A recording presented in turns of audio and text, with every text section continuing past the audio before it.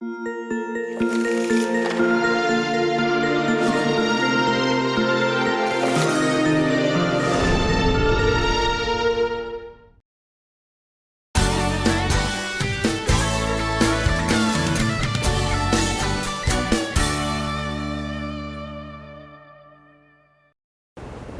会用易经来做解读，其实是无非把中国老传统的智慧里面最重要的那一本书，就是易经，把易经拿来开始来解读。这个解读目的是要让我们古代久远的这个智慧啊，能不能够再重新苏醒一下？我们研究任何学问啊，我们有时候从我们的周边开始，你看看我们从日常语言里面，我们以为哲学是多么高深，其实哲学都在我们的生活当中。你看看我们的日常生活的语言里面，刚刚过了年了，对不对？就三阳开泰啊，为什么叫做三阳开泰呢？你知道不知道为什么三阳开泰？是不是在日常语言里面这个朗朗上口啊？三阳开，这个三阳开泰就跟易经，就易经的泰卦，64卦里面有一个卦叫泰卦啊，泰是舒泰，好的不得了，太平。太平的反面是否呀，所以你看看否极泰来，这个地方我们日常生活的语言里面就有否极泰来，否就是不好嘛，坏到极点。可是呢，会不会一直坏下去？从长远的观点来看，不会的。再来，95之尊，为什么不91、不92、不93，一定要95啊？为什么用9？为什么用5呢？这个道理在哪？这个就涉及到数啊，《易经》里面这个《易经》的这个门学问里面涉及到3个面向。我现在先说，一个是义理的部分，就是哲学的部分，道理的部分；象的部分就是它是透过一种现象或者图像，或者卦象，或者画图，要图像。易经有这个每一个卦，它有一个卦象。画出来的图，比如说我们画一个图啊，在易经里面的画卦啊，比如说你八卦，哎呦，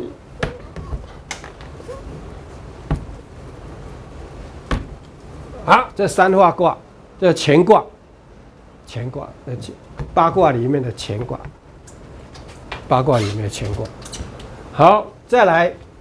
另外一个表示这个阴爻，这个叫做爻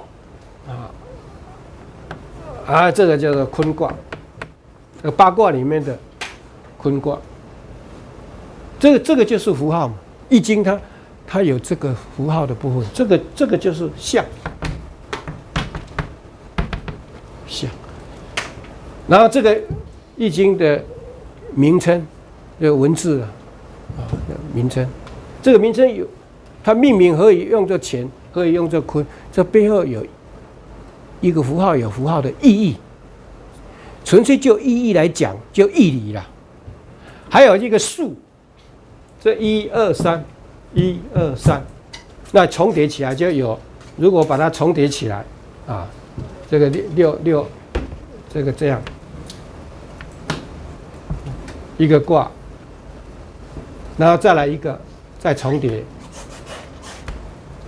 好，那就有上下了啊，这边就是上，这边就是下，啊，那这个算起来的话，这是1了，1、2、3、4、5、6，所以它这个地方用上，这个地方出，好，出，那么这个阳的部分呢，这个一根的话，它用数目字代表就是9。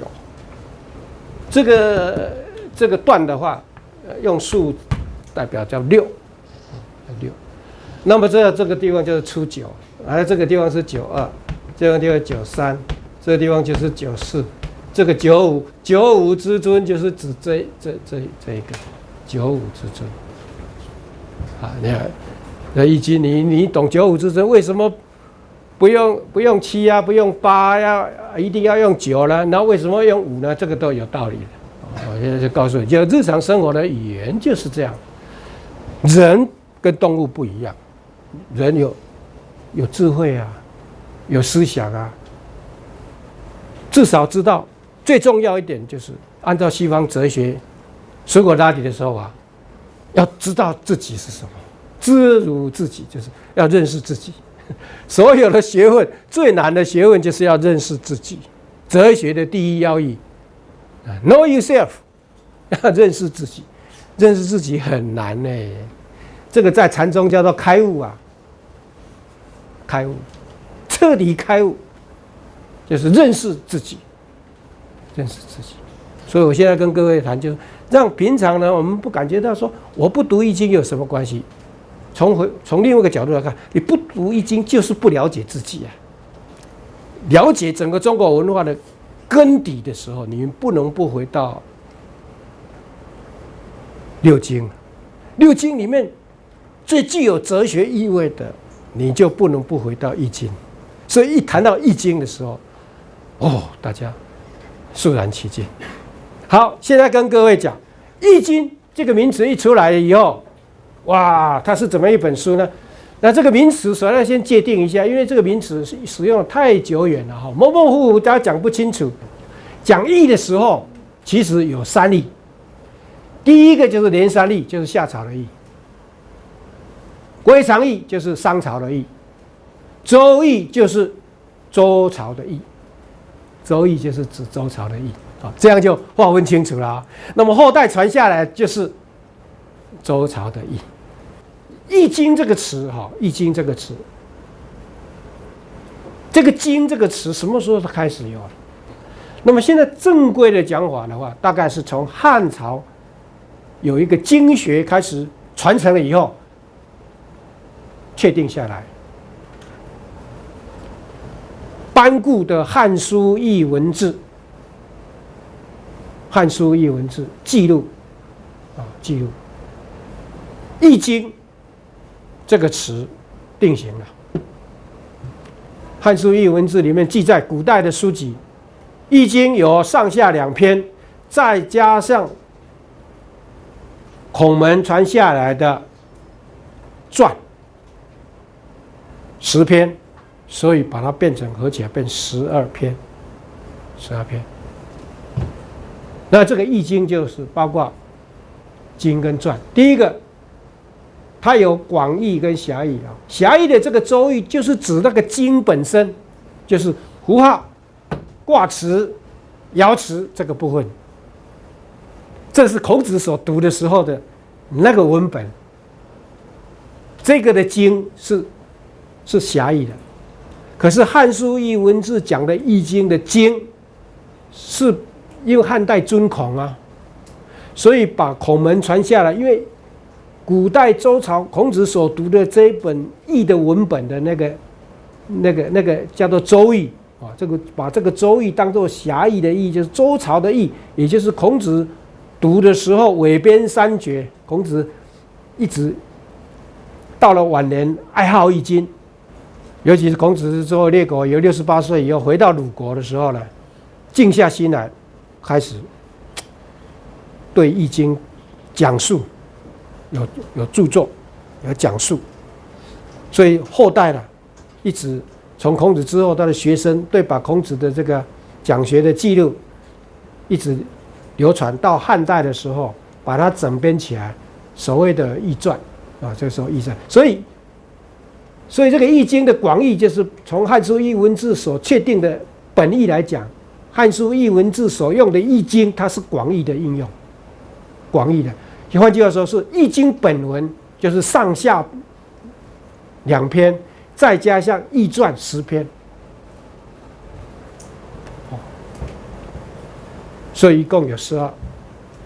广义的这个后来到汉代的时候，周易这个上下经文这个周易是狭义的周易的意义那么加上那个10篇那一共12，这个就是汉代的称作大易。换句话说，大易是对整个这个周易的一个统称，给它一个很高的评价，就叫做大易。哦，那么在这个用法下，把周易当作狭义，但是问题是有没有把周易当作广义？也有啊。你看到唐朝的时候，周易正义，正义就是对于周朝的当时的一个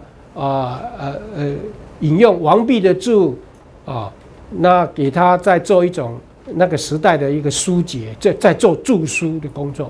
那么他的书名就叫做《周易正义》。